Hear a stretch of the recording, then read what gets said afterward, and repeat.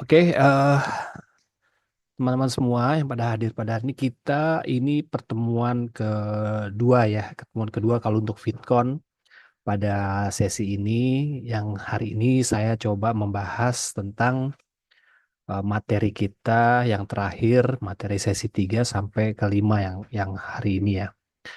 Nah, saya akan membahas beberapa eh, materi, tentunya materinya itu eh, saya ulas secara umum ya, dan saya asumsikan bahwa teman-teman semua ini sudah membaca dan juga sudah eh, menonton video materinya juga, dan juga melihat kemarin rekaman VidCon kita yang pertama. Oke, saya sharing eh, materinya. Oke, di sini saya coba untuk eh,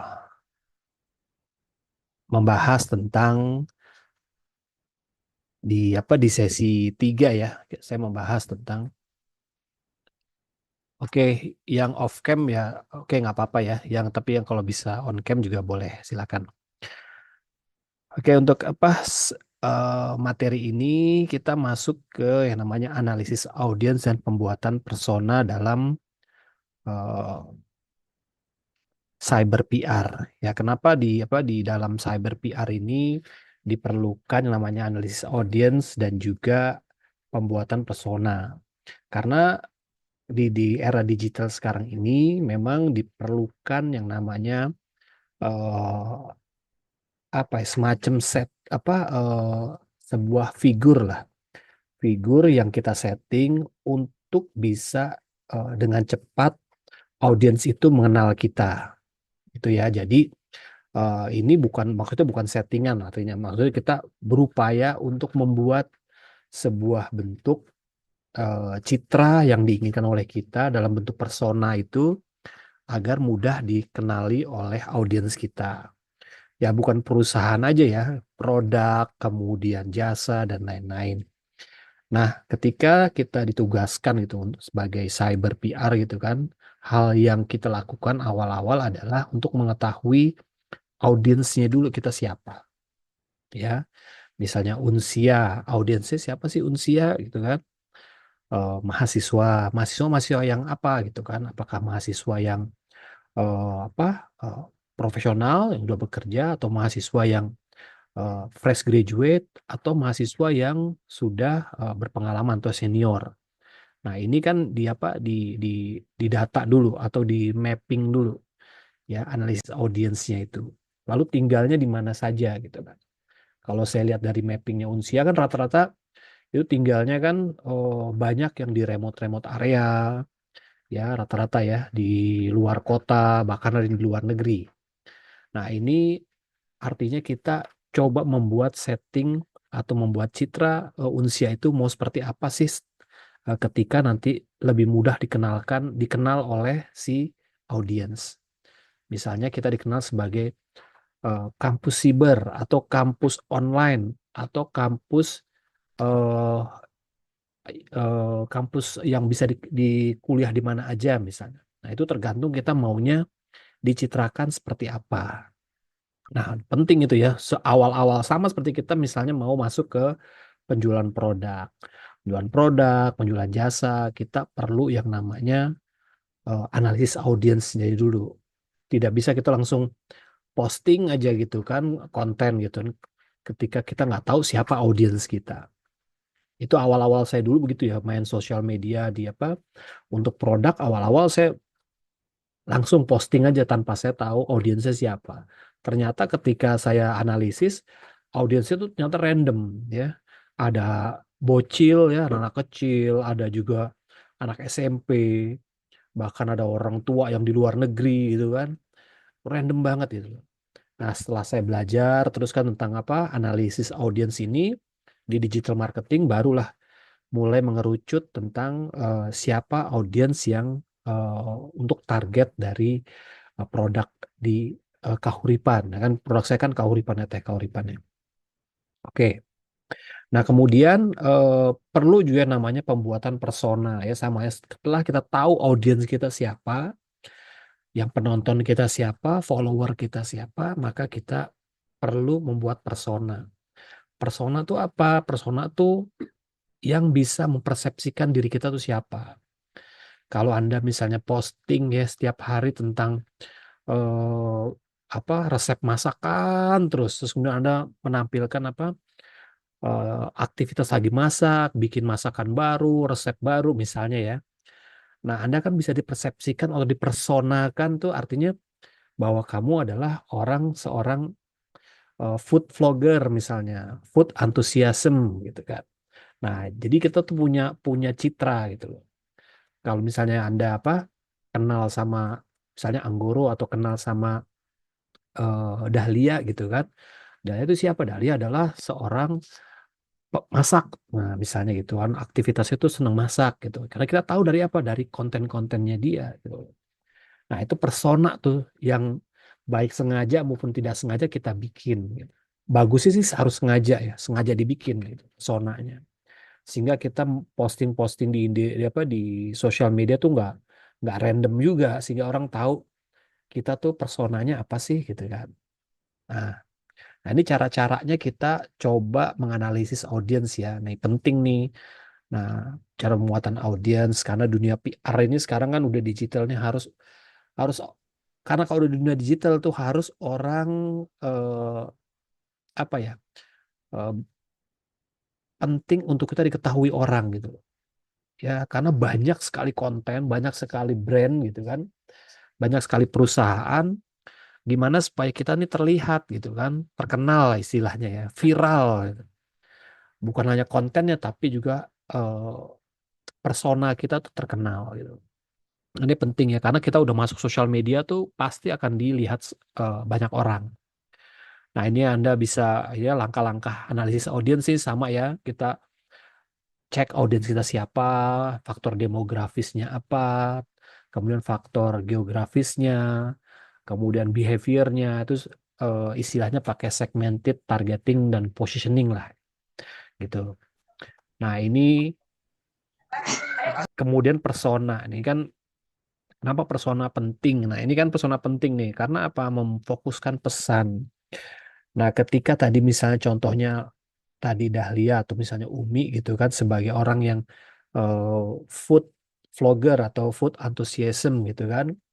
Dia tuh ketika dia bikin pesan, pesannya fokus kepada siapa? Pada orang-orang yang memang juga suka masak, suka resep, suka kuliner gitu kan. Nggak mungkin orang yang suka sepak bola, orang yang suka traveling, misalnya atau suka naik gunung, itu mungkin akan terseleksi gitu kan. Ketika misalnya Mbak Dahlia atau Mbak Umi posting, udah tahu tuh pasti nanti akan di-follow atau akan diikuti oleh orang-orang yang memang satu satu antusias satu visi gitu kan. Fokus pesannya tuh pasti sama gitu. Nah, menyesuaikan gaya komunikasi gitu kan. Tentunya nanti gaya komunikasinya akan eh, akan tertata tuh dengan sendirinya ketika kita sudah tahu persona kita apa. Misalnya kita personanya adalah anak band gitu kan. Pasti tuh gaya-gaya komunikasi itu akan berbeda dengan gaya anak-anak kuliner gitu kan. Nah, ini nanti akan muncul itu mengikuti dari elemen-elemen dari persona. Nah, kayak campaign jadi efektif ya, campaign yang efektif. Campaign ini maksudnya bukan kampanye apa gitu. Artinya misalnya kita lagi mau promosi gitu kan. Kita lagi mau jual resep, kita lagi mau jual apa ya misalnya bumbu masak gitu kan. Atau kita mau jual mempromosikan catering kita gitu kan. Nah, ini campaign jadi efektif gitu kan. Karena nanti yang akan melihat, yang akan menge-like, yang akan menjadi follower aktifnya itu adalah orang-orang yang memang menjadi pilihan gitu loh. Enggak yang random gitu kan. Nah, jadi kampanye jadi efektif. Nah, ini meningkatkan loyalitas gitu kan. Saya kan ini kalau saya tuh suka konten-kontennya tuh Aderai gitu kan. Adera itu kan dia tuh kontennya bukan konten bodybuilding ya. Sekarang-sekarang ini dia lebih ke pada gaya hidup sehat. Nah, itu saya seneng tuh. Artinya apa? Ketika kita udah seneng sama dia, kita jadi loyal, kita jadi apa? Trust, percaya gitu kan. Ketika misalnya ada yang ngomong, ada yang ngasih tips atau apa, kita jadi loyal dan percaya sama si narasumbernya itu. Kita pun jadi dipercaya sebagai orang yang memang jadi referensi. Kalau kita ngomong misalnya resep ini enak, misalnya kita kan influencer kan gitu kan. Ketika kita dipercaya, ada rekomendasi-rekomendasi dari kita, itu orang jadi ngikutin kita gitu loh. Karena kita apa? Udah di trust, udah ada loyal. Nah, itu enaknya begitu ya kalau kita punya persona. Begitu juga dengan perusahaan. Ketika perusahaan nanti beraktivitas atau apa, akan muncul kepercayaan gitu. Akan kita tuh lebih didukung oleh banyak audiens kita gitu. Kemudian menghemat waktu dan sumber daya udah pasti ya. Kemudian adaptasi terhadap perubahan tren. Nah ini karena kita main di media sosial, otomatis kita harus beradaptasi dengan perubahan tren. Trennya apa? Misalnya sekarang pakai video, trennya apa? Pakai back sound, trennya misalnya pakai hashtag atau pakai link dan lain-lain. Nah itu artinya kita beradaptasi ya. Jangan kita main SMS aja gitu kan, atau main Facebook aja gitu. Padahal orang udah beradaptasi main kemana-mana gitu kan. Nah itu harus beradaptasi, gitu. Nah ini ya, nah ini studi kasus ya, sama lah ini apa bayar persona yang tadi sudah saya contohkan tadi studi kasusnya dari teh dari apa dari kita sendiri gitu kan sebagai personal ini ada contoh kasusnya lah ya. Nah ini hasil kampanyenya, ini kan masih studi kasus ya. Ketika kita bikin persona berbeda ya, karena Coca-Cola tuh apa sih yang dijual oleh Coca-Cola gitu kan nggak terlalu istimewa ya dalam tanda kutip ya nggak terlalu istimewa yaitu minuman bersoda gitu kan sama seperti Aqua gitu atau Le Mineral yang dijual apa sih cuman air gitu kan tapi dia mencoba untuk memiliki value itu akan tercermin lewat apa lewat personanya. Nah, ini seperti ini kan, seperti Coca-Cola. Dia nggak menjual minumannya, tapi menjualkan experience, menjual personality, gitu kan. Seperti itu ya. Nah, ini kemudian coba saya masuk ke berikutnya ya. Tentang, di materi berikutnya, tentang social media listening dan monitoring. Ya, kalau tadi tentang bagaimana membangun persona, dan juga membangun, mengetahui, menganalisis audiens, kita mulai yang namanya social media listening dan monitoring. Ini apa nih artinya? Artinya apa? Kita harus tanda kutip ya harus kepo gitu kan. Kepo artinya kita harus scrolling sebagai orang PR ya, cyber PR bukannya apa orang yang memang apa iseng ya, tapi kita sebagai seorang PR gitu kan harus update. Kalau kita di digital marketing sebagai orang media sosial spesialis, itu hari-hari kerjanya adalah hari-hari kerjanya pagi bangun udah scrolling. Pagi bangun scrolling, siang scrolling, malam nanti mau pulang scrolling. Nanti kalau udah scrolling kita akan muncul tuh eh, apa namanya masukan-masukan, evaluasi apa nih yang menjadi tren atau apa yang menjadi eh, apa namanya hal-hal yang baru yang bisa menjadi sebuah referensi dari konten kita nanti. Coba deh Anda coba cek gitu kan teman-teman Anda misalnya ya, konten creator atau media sosial spesialis itu nggak ada hari tanpa scrolling gitu kan. Scrolling scrolling gitu kan. Sehingga dia tahu tren-tren yang lagi sekarang lagi naik tuh apa gitu kan. Atau tren yang lagi turun tuh sekarang apa juga gitu. Tahu gitu kan. Sehingga nanti kita juga bisa membuat brand kita atau persona kita atau apa ya branding apa personal branding kita itu bisa kita sesuaikan dengan kondisi yang ada. Nah, inilah social media listening. Listening tuh bukannya ini ya, bukannya apa mendengar secara mendengar ya, tapi lebih kepada tadi ya, kepo isu-isu gosip-gosip yang lagi berkembang. Tanda kutip ya, maksudnya isu bisnis, kemudian aturan-aturan apa pemerintah, aturan-aturan undang-undang yang berlaku apa gitu kan. Sekarang sedang tren apa. Nah, itu harus di listening dan dimonitor gitu kan. Dimonitor perkembangannya gitu kan. Nah, ini seperti ini ya, mengumpulkan data, pemantauan langsung terhadap merek gitu kan. Jadi kita dimonitor terus nih, konten kita nih sebenarnya eh kontennya itu eh, update nggak sih gitu.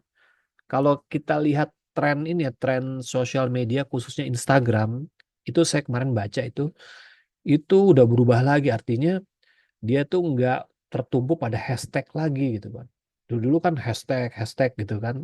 Sekarang nggak, lebih kepada yang namanya influencer ya, micro influencer dan lain-lain. Apalagi TikTok gitu kan. Setiap 6 bulan atau setiap setahun sekali itu berubah tren algoritmanya. Nah, ini kan harus dipelajari, harus dimonitoring oleh seorang eh, cyber PR gitu kan. Seorang personel cyber PR. Nah, social media listening apa? Mengumpulkan data. Nah, mengumpulkan data, percakapan-percakapan publik sekarang lagi apa sih hype-nya gitu kan. Sehingga nanti percakapan publik ini bisa kita masukkan sebagai apa? Sebagai kata kunci misalnya. Kalau misalnya kita masih pakai hashtag, hashtagnya kita masukin. Yang lagi tren apa nih misalnya? Pilkada misalnya. Pilgub atau pil apa gitu kan. Nah, itu kita bisa masukin tuh trennya, kita bisa numpang trendingnya gitu. Seperti itu ya. Nah, manfaat social media listening bagi public relation, nah, mengidentifikasi tren, isu tadi kan ya, kemudian menganalisis sentimen, sentimen atau ancaman-ancaman untuk perusahaan kita apa nih gitu kan. Nah, sekarang kan banyak nih, sekarang udah ada kenaikan misalnya pajak 12%. Nah, ini apa nih dampaknya terhadap organisasi pada kita ataupun pada merek gitu. Ini kalau kita naik 12% nih, artinya nih bisa-bisa produk kita jadi turun nih penjualannya gitu. Atau antisipasi kita mau melakukan promo apa nih gitu kan. Nah, ini kan menganalisis sentimen dan isu terhadap organisasi. Nih, mendeteksi krisis, krisis lebih dini ya. Membangun hubungan yang lebih baik dengan audiens. Nah, membangun krisis nanti kita juga belajar tentang krisis ya. Nah, strategi tahapannya seperti apa nih kan? Menggunakan kunci hashtag seperti ini ya. Jadi ini tahap teknis lah ya. Teknis nanti Anda bisa coba pelajari lagi atau bisa buka lagi itu catatan-catatannya. Nah, strategi konten dalam cyber PR nih, ada strategi kontennya juga untuk supaya kita bisa update dengan eh, tren misalnya. Ya, misalnya apa perencanaan, pengelolaan, kemudian membuat tujuan kita ya, membuat konten tuh apa sih gitu kan. Karena gini ya teman-teman ya, jadi dalam dunia digital cyber PR gitu kan, nggak semua-muanya itu harus digital gitu kan, nggak semuanya harus digital. Ya, kemarin saya diskusi dengan teman-teman yang ada di di grup ya. Saya kan di Indofood Group ya. Jadi saya ngobrol sama teman-teman yang ada di Bogasari, ada yang di Noodles itu. Jadi nggak semua-muanya tuh orang itu mentang-mentang udah digital, semuanya digital. Karena ada hal-hal yang nggak harus digital gitu kan. Ada malah hal-hal yang perlunya itu pakai pendekatan tradisional. Misalnya kalau konten kita adalah menjual alat-alat berat, ya traktor, mesin, misalnya batu baterai, misalnya batu baterai ini mobil misalnya. Itu kan nggak perlu publikasi atau PR secara digital. Karena apa? Karena targetnya itu benar-benar spesifik, bukan end user. Targetnya itu adalah pabrikan. Targetnya adalah bisnis to bisnis gitu. Nah, jadinya tuh nggak semua harus menggunakan digital semua. Kita harus kombinasi. Artinya harus update lah gitu ya. Nah, karena tujuannya harus ada nih, tujuan PR-nya nih. Tujuannya apa nih gitu kan? Ya membangun reputasi oke gitu kan. Membangun reputasi, meningkatkan image ya, image building, positive image dan lain-lain. Manfaatnya apa? Meningkatkan engagement, memperkuat brand identity dan membangun hubungan dengan audiens. Nah, audiens juga beda-beda nih audiens ya.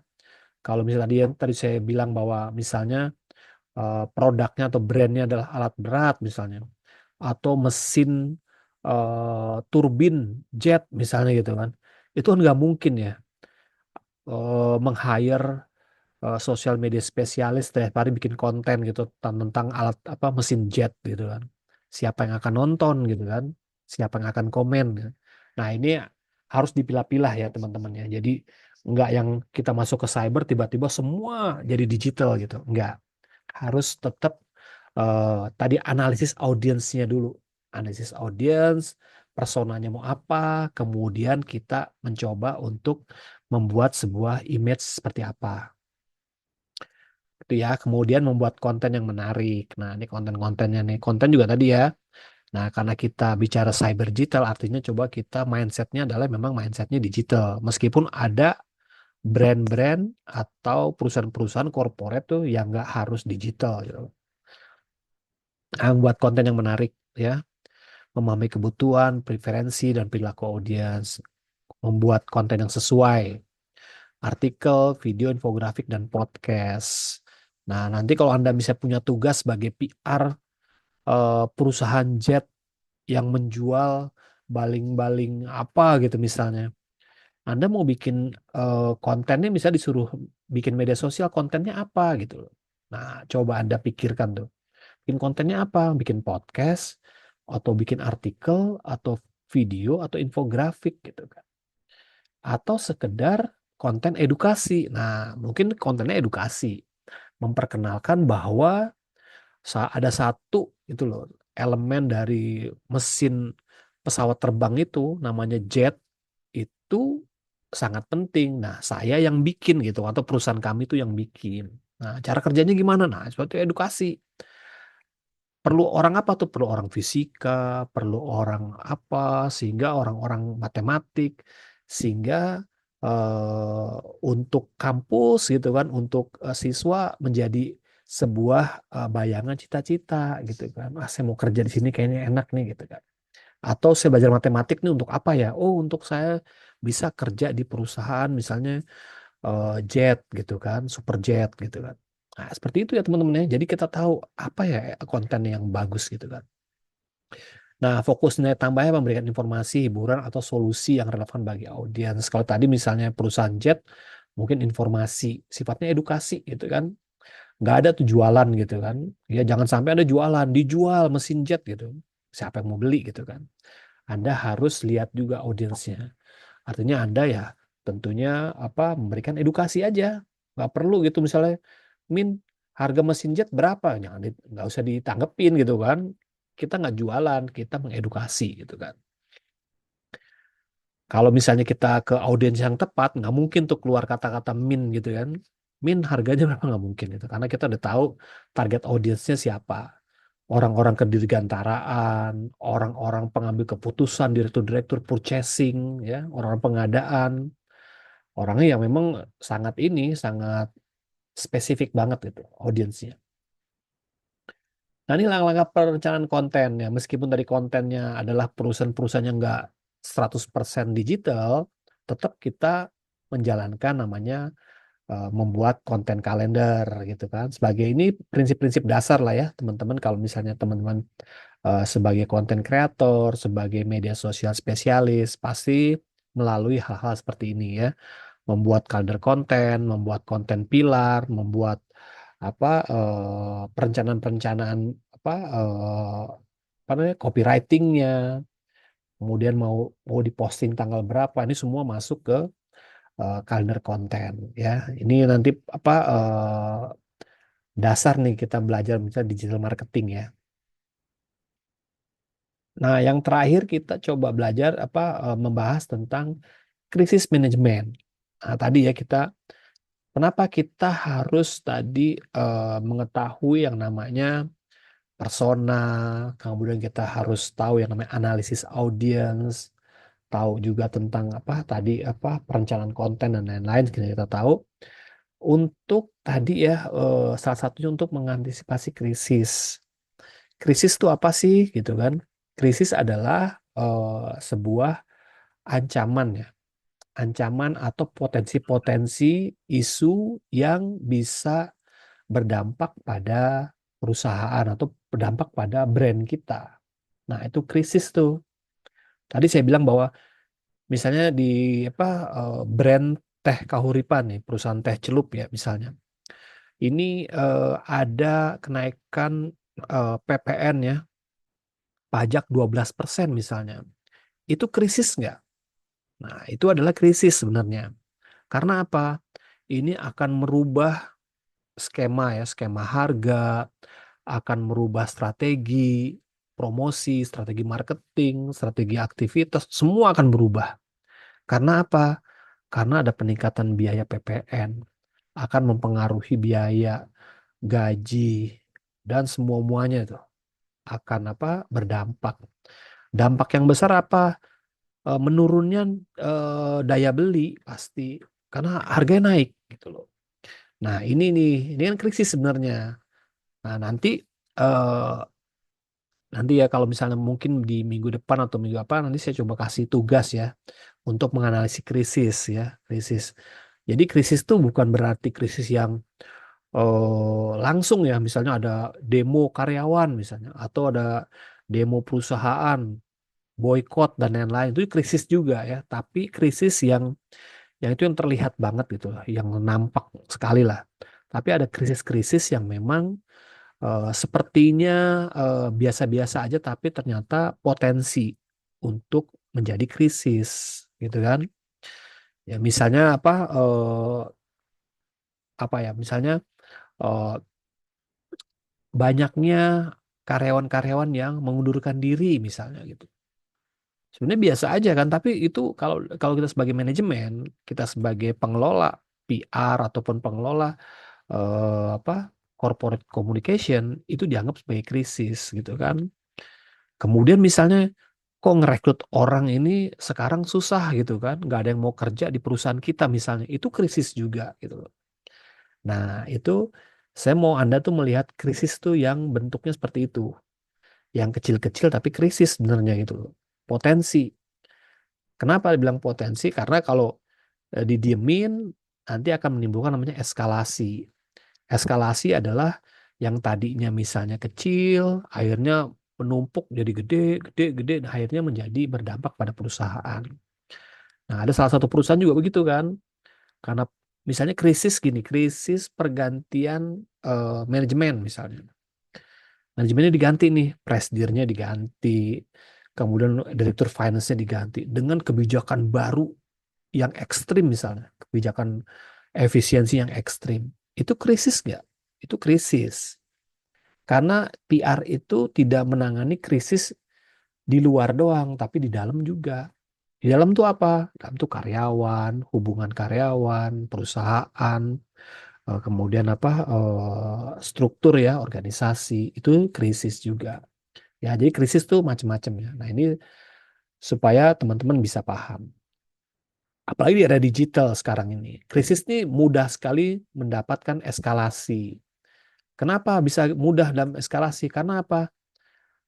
Misalnya teman-teman misalnya baby lah, misalnya baby punya masalah gitu sama temennya atau sama perusahaan gitu kan, ya tiba-tiba dia posting aja dengan nama samaran atau pakai nama apa, memposting dengan sindiran-sindiran lah ya tentang perusahaan lah seperti ini, perusahaan seperti itu, dan akhirnya menjadi viral gitu kan.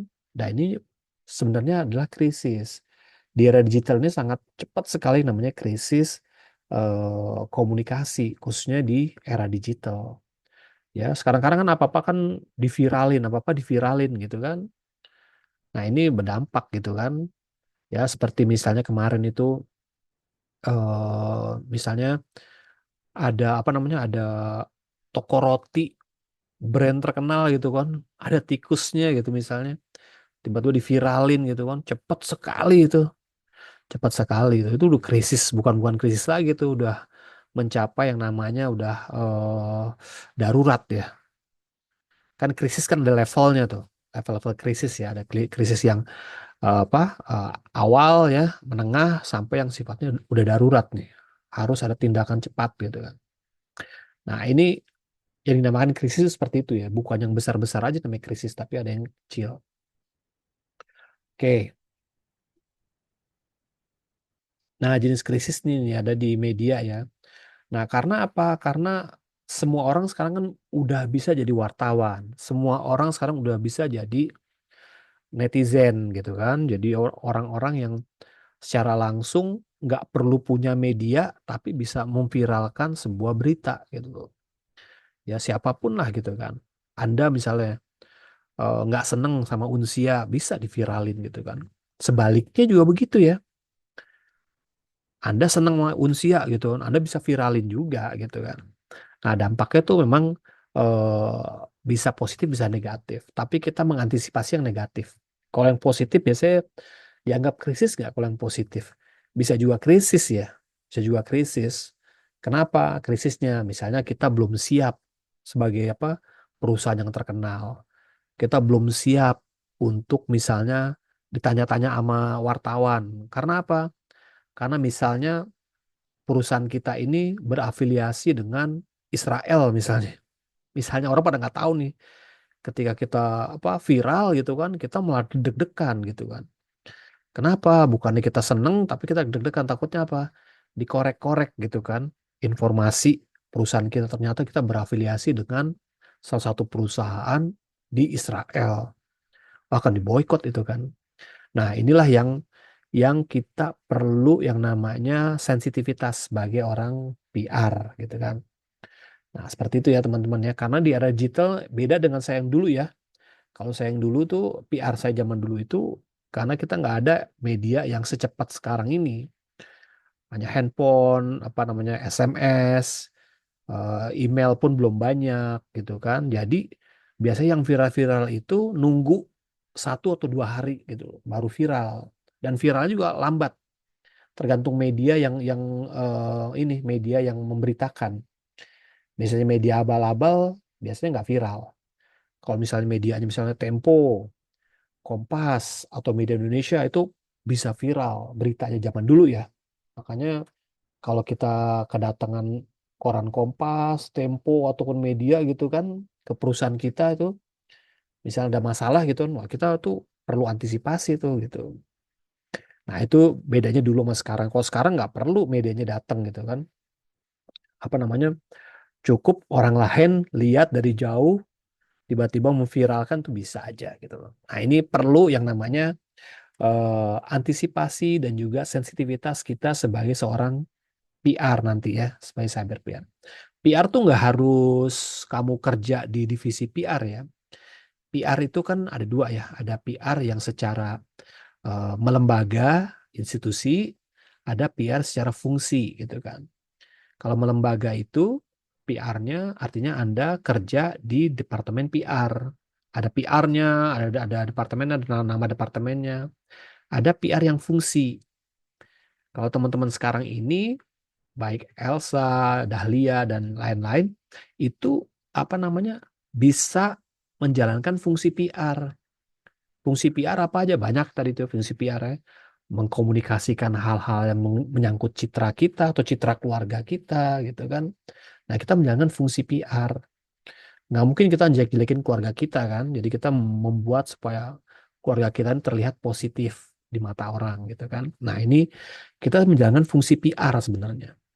Ketika saya apa berceramah, menjaga attitude, saya menjaga citra diri saya supaya apa karakter eh, image saya itu orang menganggapnya saya positif gitu kan. Nah, ini fungsi PR tuh kita jalankan. Meskipun saya nggak kerja di PR misalnya.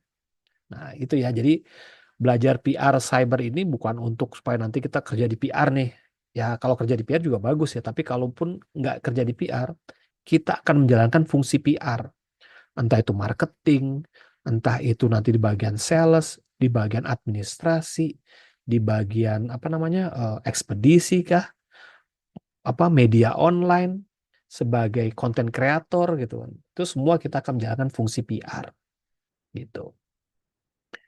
Nah, ini eskalasi ini yang tadi saya bilang ya, eskalasi apa sebuah berita ya. Ini contoh kasusnya ini nih, ya Nike ini.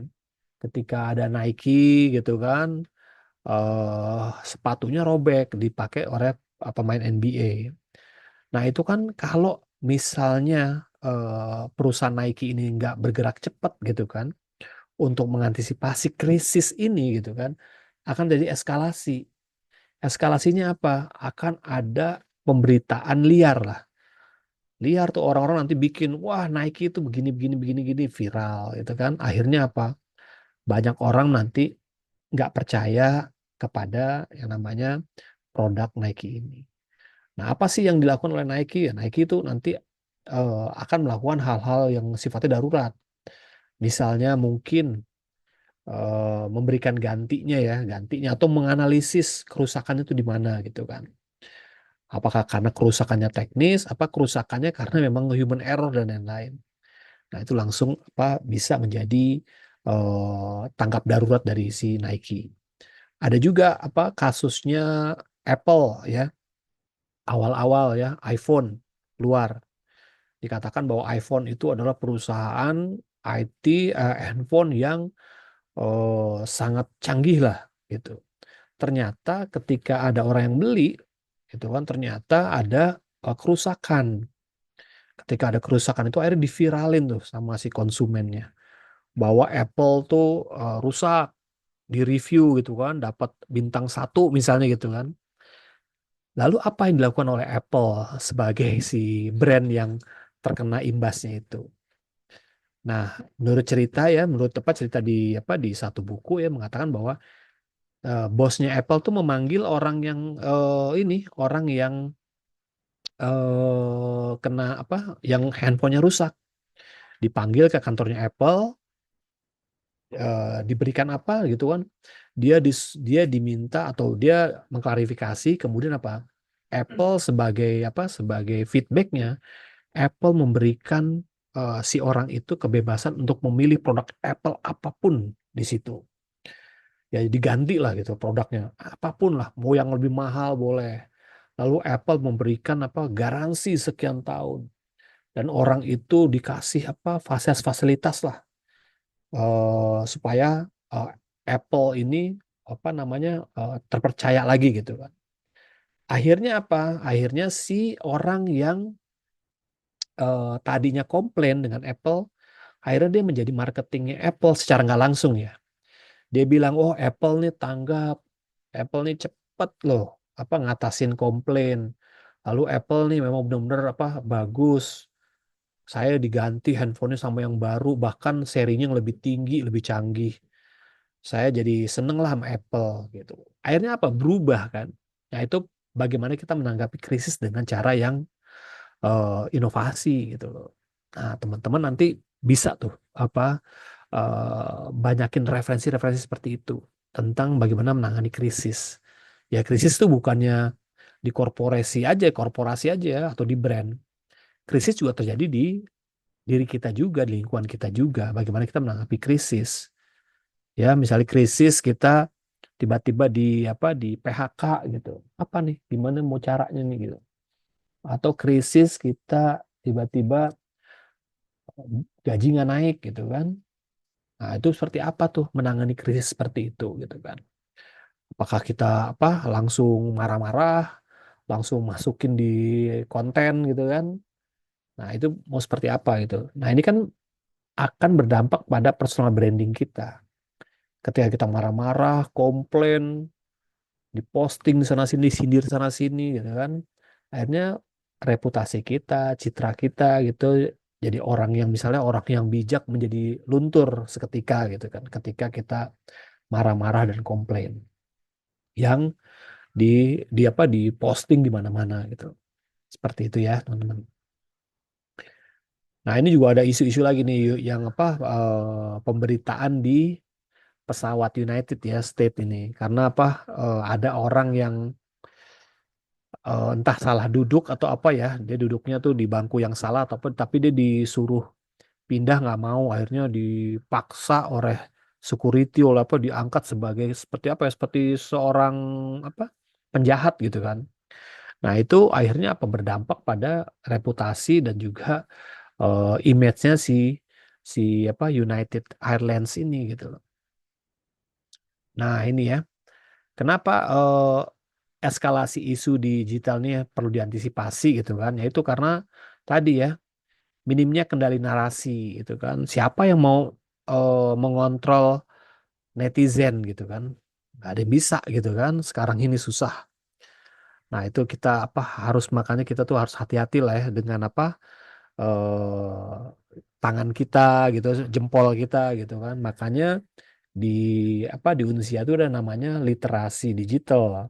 Supaya apa? Supaya kita tahu namanya etika komunikasi digital. Kita tahu yang namanya apa aspek-aspek legal atau undang-undang ITE untuk yang bisa bersinggungan dengan aktivitas kita dalam bermain sosial media dan lain-lain. Dampaknya besar ya. Padahal cuman posting apa gitu kan, misalnya posting tentang nabi gitu kan, foto nabi gitu kan, pakai karikatur atau apalah gitu misalnya. Dampaknya tuh luar biasa sampai ke pidana, perdata dan lain-lain. Ya sehingga hanya postingan konten begitu aja dampaknya kemana-mana gitu kan sayang ya menurut saya sayang banget itu hanya sekedar itu aja dampaknya luar biasa padahal anda hanya misalnya mau iseng atau mau coba sensasi gitu kan banyak kayak sensasi ya sensasi ada apa joget-joget live gitu kan ada joget-joget live ada mandi lumpur sensasi itu aja tapi apa dampaknya tuh luar biasa seperti itu teman-teman. Nah, ini ada strateginya strategi proaktif, ada strategi reaktif ya.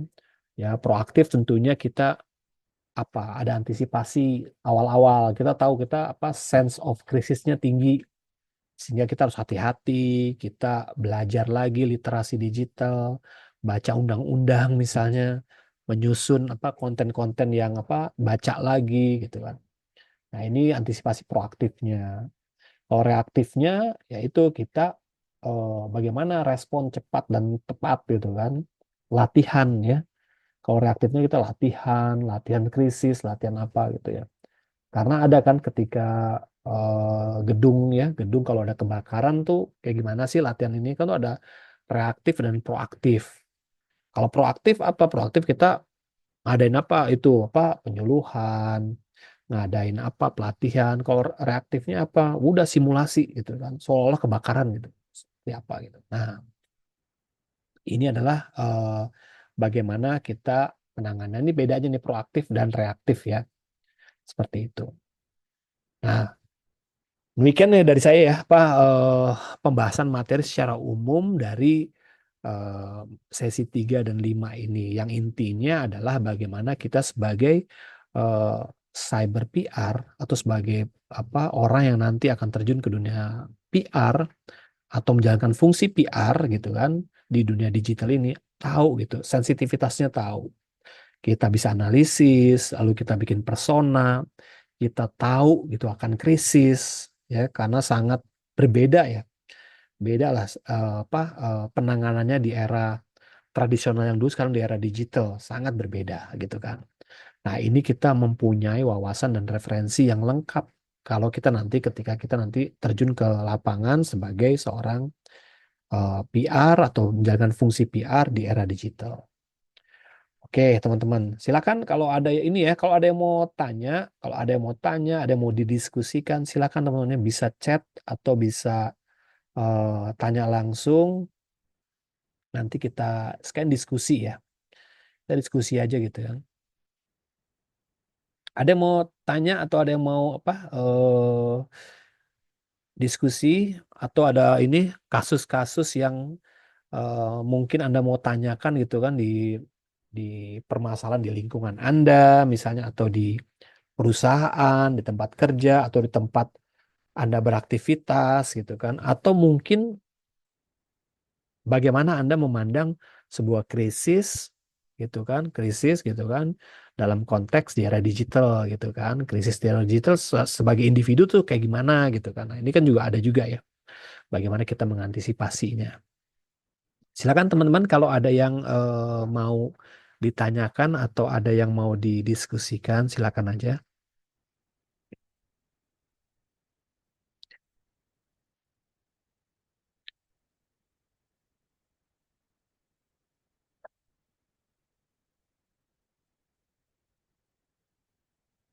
Oke, ada yang mau ditanyakan, teman-teman? Baby ada yang mau tanya nggak, Baby? Iya, Pak. Kamu harus Halo nanya Pak. lah, kamu harus nanya. Ya Pak, ada Pak. Yang kali Ada ini ada Pak. Ini Pak. apa? Kalau Habis ini tadi kan Umi ya. tentang, Habis, hmm. ah, Habis ini Umi. Ya, kamu dulu, baby. oke. Ya. Tadi kan tentang krisis era digital ya. Hmm. Apa aja sih Pak faktor utama yang menyebabkan disinformasi atau lebih tepatnya kayak hoax gitu, yang menjadi di krisis era digital gitu. Itu Ya, sih. oke, oke, baby. Ya, jadi apa? Tadi ya, sebenarnya kita sih, kalau kita apa? Kita konteksnya perusahaan ya, misalnya perusahaan. Yang tadi ya, antisipasinya tadi tuh dari perusahaan itu ada cara-caranya itu apa? Mengantisipasi krisis seperti apa. Jadi kita ada antisipasinya tuh. Misalnya antisipasi apa? Kita ada listening dan monitoring tadi. Sehingga ketika kita nanti mulai misalnya apa masuk ke dalam digital gitu kan, kita udah tahu nih apa sih yang menyebabkan krisis itu terjadi. Kayak tadi saya kan gitu kan. Misalnya kalau di perusahaan tuh apa sih krisisnya? Satu, PPN naik 12%. Ada juga misalnya berita hoax juga ada gitu kan, berita hoax juga ada. Tapi ada berita-berita hoax ya, harus ada yang ditanggapin, ada yang nggak perlu ditanggapin gitu loh. Ya, jadi ada dua atau tergantung nanti kita kemampuan kita dalam mengelola krisis ya. Jadi kayak gitu. Nah, itu yang memicu tuh sebenarnya ada sih berita hoax ya. Tadi ya itu secara apa? Itu bisa diantisipasi ketika kita menjalankan fungsi listening dan monitoring. Ketika kita udah tahu nih ada yang namanya berita hoax, biasanya kita langsung itu tuh langsung apa namanya kita namanya tuh kita barrier atau kita batasin tuh supaya itu nggak berkembang gitu kan. Banyak sih berita-berita tuh apa yang hoax ya. Misalnya kayak apa kayak akun saya tuh dipakai gitu kan. Ya banyak lah teman-teman yang akun-akun dosen itu dipakai untuk minta sumbangan, minta pulsa dan lain-lain itu kan. Nah, ini antisipasinya apa ya? Mhm. Ya si dosen ini langsung lah klarifikasi bahwa itu bukan punya saya ya. Ada hal yang kayak itu silakan blok aja dan lain-lain gitu. Tapi dalam konteks corporate tentunya ada yang namanya cara-cara tertentu. Ya, misal tadi tuh listening dan monitoring. Ketika monitoringnya ada gitu kan, kita udah antisipasi jauh-jauh. Biasanya kita komunikasi dengan atasan kita tuh, pengambil putusan. Misalnya Pak, Hmm. ini ada isu katanya misalnya ya, Kahuripan itu akan diboykot. Ini gimana antisipasinya Pak? Oh kita ini aja. Misalnya kita akan bikin press release misalnya gitu. Akan ada press release tandingan lah gitu misalnya. Bahwa Kahuripan sekarang apa go public misalnya atau Kahuripan sekarang ini bisa apa melebarkan sayapnya diversifikasi dan lain-lain. Sehingga tanpa kita apa namanya tanpa kita apa biarkan itu menjadi berkembang, tapi kita udah membuat aktivitas duluan sehingga orang nanti fokusnya pada yang namanya pengembangan kahuripan. Dan ada hoax nih kata kahuripan mau diboykot tuh nggak benar ternyata kan buktinya tuh perusahaannya sekarang makin berkembang gitu. Nah, kan gitu kan dilawannya seperti itu. Itu sih antisipasi seperti itu apa namanya baby kalau kita melihat dari fungsi listening dan monitoring ya baby itu yang kata kuncinya seperti itu sih. Hmm. Seperti itu Oke ya. Pak. Sama mungkin satu pertanyaan lagi kali ya Pak. Boleh nih, ada dua lagi tuh Bagaimana ngantri tuh. perkembangan teknologi digital ini? Oh ya, ya gimana ya? Tapi satu lagi deh Pak, Ya, tanggung. ya silakan. Gimana nih perkembangan? Tapi ini menurut mungkin ini menurut Bapak ya, pandangan Bapak nih, gimana perkembangan perkembangan teknologi digital mempengaruhi peningkatan krisis sosial dan ekonomi? Karena kan gimana ya, perkembangan teknologi itu kan sekarang nih makin pesat ya Pak. Kira-kira Hmm, gimana Pak? Apa makin krisis? Terus gimana ekonominya, dampaknya gimana? Gitu sih. oke. Ya, jadi jawabannya sih sebenarnya ada dua ya. Makanya kita bisa melihat itu dari dua sisi. Yang tadi sama seperti eh, apa listening dan monitoring itu.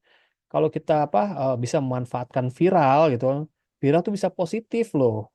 Yang Hmm. tadinya nggak kan banyak kan apa namanya tuh artis-artis dadakan ya, yang misalnya ketawa Hmm. ang ang ang ang jadi udah terkenal sama banyak orang. Kemudian ada juga orang yang apa Mm. muka sedih gitu, sad boy gitu kan, Fajar sad boy yang tadinya nggak siapa-siapa jadi terkenal. Dia memanfaatkan viralnya itu menjadi yang positif gitu kan. Tapi bisa juga jadi negatif gitu kan. Mm-mm. Tergantung nanti kita pemanfaatan teknologinya itu baik apa enggak untuk kita gitu kan. Makanya kita bisa lihat tuh apakah ini apa berdampak baiknya. Semua pasti ada dampak baiknya sama buruknya.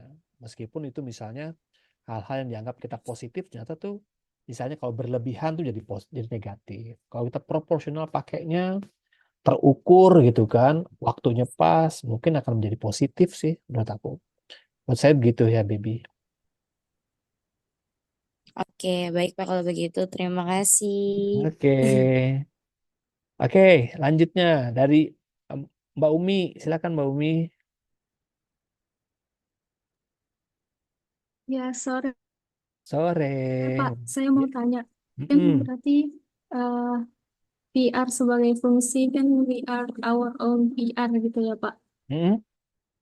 Tapi saya penasaran kalau eh, di company itu dia mintanya gimana? Maksudnya PR itu dia seperti tadi membangun persona, social media, listening, monitoring, audit engagement, atau juga sama konten kreatornya juga.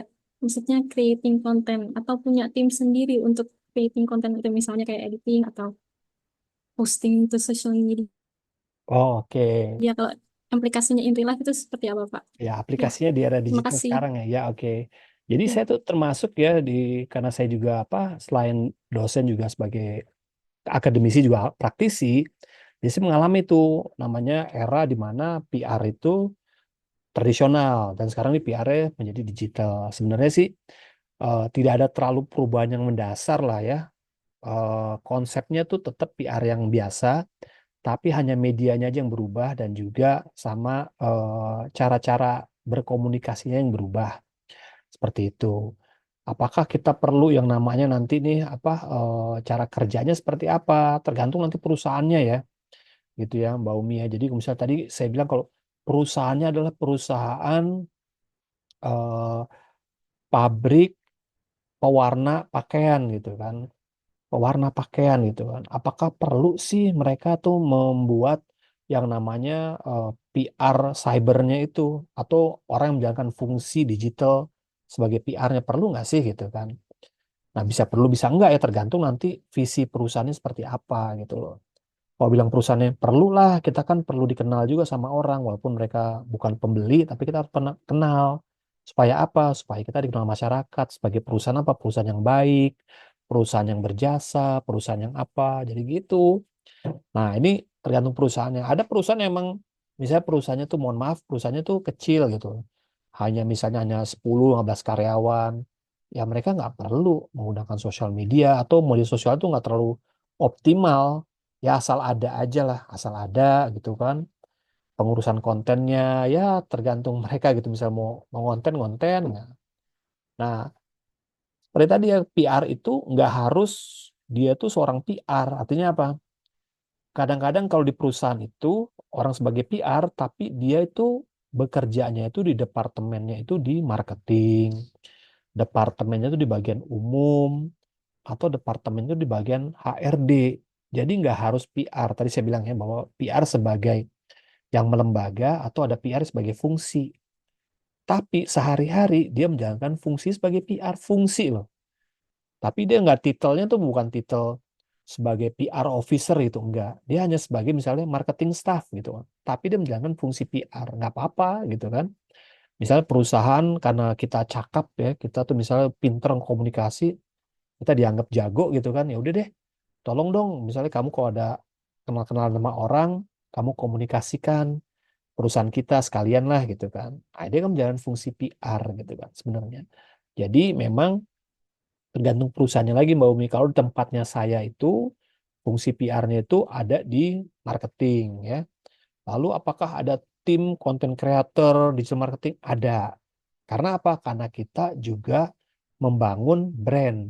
Brandnya apa? Brand Teh Kauripan. Nah, karena itu perlu yang namanya perencanaan, bikin konten, bikin apa desain, bikin copywriting, Terus kemudian kita bikin akun-akun di TikTok, Instagram, YouTube, website ada gitu kan.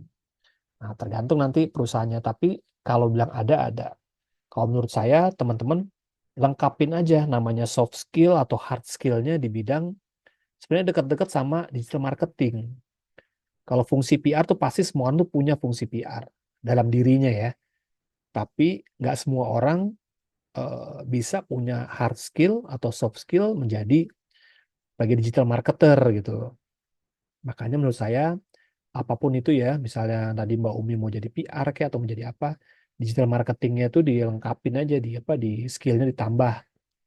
Kalau nanti ketika di perusahaan nanti tiba-tiba digital marketingnya itu Mbak Umi tugasnya sebagai marketing tapi juga menjalankan misalnya hubungan-hubungan dengan konsumen, dengan klien, dengan apa, dengan fungsi PR. Ya udah, apa-apa.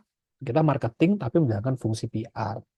Apakah kita menjalankan bikin konten? Belum tentu. Mungkin ada orangnya lagi yang bikin konten atau kontennya itu misalnya dikerjain sama agensi. Jadi seperti itu tuh gambarannya tuh Mbak Umi. Kalau kita nanti terjun ke industri kayak seperti itu. Jadi yang penting adalah Mbak Umi di sini referensinya dibanyakin sama skillnya ditambah khususnya digital marketing itu sangat penting banget tuh digital marketing nggak harus kita menjadi content creator ya tapi kita paham referensi atau paham wawasan tentang digital marketing seperti itu sih Mbak Umi kurang lebih. Terima kasih, Pak. Oke Mbak Umi. Ayo, Mbak Nimade silakan Selamat sore, Pak. Pak, sore punten, tapi ini udah jam 4 sore nggak apa-apa, Pak. ya dikit lagi nggak Saya apa-apa. saya berusaha cepat, Pak. Baik. Nggak Pak, apa-apa, saya itu kalau tertarik. kalau misalnya hasilnya bagus, teman-teman juga mau denger kalau bagus nih. Nggak apa-apa. Izin, Pak. Baik. Ya. Pak, saya tertarik sebenarnya ada sebuah kasus beberapa bulan lalu. Bukan kasus mungkin ya, Pak. Komplain yang cukup viral Hmm. di sosial media. Jadi ada seorang ibu yang komplain di Instagramnya beliau, ditulis bahwa beliau kasih video dia di charge pada saat check out di hotel Aston Gresik kalau saya nggak salah Pak. Hmm. Sekian juta karena spraynya kotor dan kalau saya nggak salah juga eh, karpetnya kotor karena coklat anaknya. Oh iya, iya, saya juga Nah, paham tuh. iya. Terus Ya.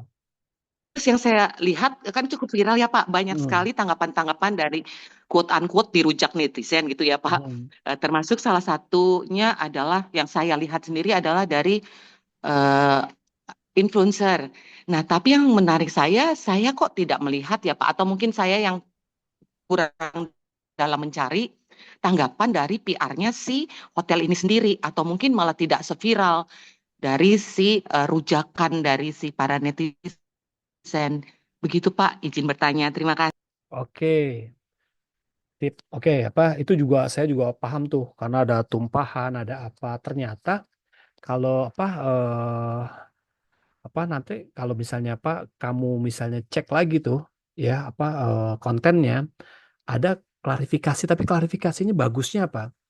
Si hotel itu klarifikasi bukan lewat hotelnya atau lewat perusahaan PR-nya, tapi dia melalui influencer lain gitu loh. Itu bagusnya itu strategi itu. Jadi ada si influencer lain itu mengatakan bahwa memang benar gitu kan di undang-undang hotel, aturan-aturan hotel kalau ada sesuatu tumpah atau apa itu ada charge-nya dan itu menjadi suatu hal yang umum sebenarnya di hotel. Nah, karena itu jadi kayak edukasi juga gitu kan. Oh, ternyata bener. Bagusnya gitu. Jangan sampai hotelnya yang ngomong kalau emang kita bener ya. Pilih aja influencer. Jadi nanti perangnya itu di antara influencer gitu. Jadi akhirnya ya nanti ada yang kubu yang itu. Nanti kan mereka buka-buka ini kan. Google akan buka-buka apa namanya? Aturan-aturan hotel yang standar tuh apa sih? Kalau tumpah tuh bener dicas nggak sih? Ternyata bener. Ada aturan tertulis gitu kan yang mungkin menjadi mungkin kita juga malas baca ya sebagai orang yang nginep di hotel. Itu ada aturan tertulis bahwa ketika kita ada noda, bisa ada kerusakan atau apa itu ada cas gitu kan, ada cas tertentu. Nah itu yang belum dipahami, jadi edukasi juga belum dipahami si orang si konsumen yang tentunya yang menjadi tugas edukasinya pihak perhotelan, bukan hotelnya tapi asosiasi perhotelannya yang mengedukasi masyarakat gitu harusnya. Memang benar itu influencer tuh ada yang ngomong, influencer itu lebih terkenal lagi tuh kalau nggak salah siapa ya? eh Agnes siapa gitu Iya, saya lupa. lupa namanya, cewek kayak Pak. Iya, betul. Iya kalau nah Betul, dia Pak. justru dia apa mengklarifikasi bahwa eh, ka- malah dia bilang ini influencer itu yang kemarin kena cas itu sebenarnya kata dia gitu bahwa benar kamu tuh harus dicas karena apa ada aturannya kalau kamu baca gini gini gini gini saya tuh udah lama kerja di hotel karena begini gini gini gitu kan malah mereka yang klarifikasi nah pihak hotelnya bagus nggak usah klarifikasi ngapain karena orang pada tahu misalnya gitu kan kalau kita hotel yang klarifikasi malah seolah-olah tuh kayaknya kita kayak membela diri gitu usah biarin aja gitu kan itu menurut saya bagus ya apa pihak hotel malah bagus justru strategisnya banget banget bagus itu juga akan kita gunakan juga tuh bagus sebagai strategi apa nyontoh lah referensi ya misalnya di Unsia nih nggak enak kuliahnya gini-gini nanti suruh aja mahasiswa yang lain bilang enak gitu kan enggak tuh kata apa kata Elsa nggak enak enggak kok saya yang udah kuliah sekian tahun nih misalnya Mbak Umi gitu atau Baby yang bilang saya udah merasakan enaknya begini gini gini ya mungkin dia tuh salah kali gini gini akhirnya apa nggak usah diklarifikasi sama si kampusnya gitu mereka udah direpresentasikan oleh si penggunanya sendiri gitu atau si orang yang punya pengalaman itu menurut saya sih seperti itu lebih bagus ya menurut saya Mbak Ni lebih oke tuh strateginya. Baik, Pak. Terima kasih, Pak. Iya, Pak, ini ilmu baru buat saya, Pak. Ternyata dengan Iya. penggunaan influencer bisa jadi duta juga ya, Pak. Baik, Ya, terima kasih, Pak. oke. Oke, siapa nih? Erja. Mas Erja, silakan. Izin Pak, Ya, salam kenal Pak, nama saya ya. Ini Arjo Pamitra Pak dari pertanyaan terakhir Kalimantan. ya. Pertanyaan terakhir ya. Oke, silakan. Saya ini Pak nyambung sedikit dari Kak Madi. Ya, Kebetulan saya juga bekerja di hotelier Pak, jadi ya, saya juga karyawan hotel. ya. Betul adanya kalau misalnya para tamu itu check-in, peraturannya bagaimana tamu itu check-in, kondisi kamar itu keluarnya juga begitu Pak. Mm-mm. Selain selain misalnya sabun atau teh yang disediakan gitu Pak. Misal para tamu itu check in udah ada noda duluan, dipersilakan lapor ke resepsionis Mm. sebelum baru masuk check in gitu Pak. Nah itu Mhm. yang dibenarkan Pak. Jadi kalau misalnya dia datang udah ada noda, hotel juga nggak ada hak untuk langsung ngecas Pak. Mm. Kemungkinan ada kesalahan di checker kamar bahwa itu udah ada noda duluan gitu sebelum tamu check in gitu Pak. Jadi Oke. sebaiknya Iya, iya, jadi iya. kamu masuk itu ya ngecek dulu lah kamarnya masih udah bersih atau belum gitu, udah lengkap atau belum gitu sih Pak kalau di Iya. hotel. Oke, terima kasih Mas Erja. Nah, ini udah diklarifikasi sama oke. Udah diklarifikasi tuh ya. Mbak Ni ya sama apa? Sama aktivis hotel atau pekerja hotelnya. Nah, nah, bener sih kalau saya tuh kebiasaannya tuh kalau saya nginep di hotel tuh ya mungkin nggak tahu lah ya. Saya tuh habis pakai misalnya tempat tidur berantakan gitu. Udah mau pulang saya beresin. Beresin itu nggak beresin saya sapuin gitu enggak. Maksudnya saya beresin tuh nggak kelihatan yang berantakan kayak kapal pecah. Saya beresin aja dikembalikan ke tempat-tempatnya masing-masing set udah gitu. Itu kebiasaan saya tuh seperti itu. Jadi apa lebih faktor kebiasaan sih. Faktor kebiasaan gitu. Oke, terima kasih eh